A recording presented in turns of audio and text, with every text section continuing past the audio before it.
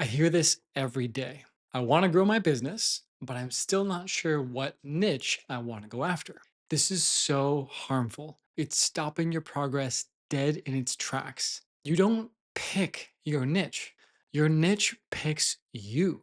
Here's what I mean: start a business that has to do with your area of expertise. I don't just mean something you did at a prior job. I mean a kind of problem you know how to solve, a challenge you know how to overcome, a transformation you know how to help others make. Sell that.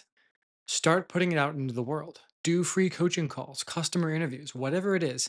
Just start helping solve part of their problem. You'll notice something happening. You'll begin to get feedback. Things will stand out. People will offer you money to fully solve their problem for them.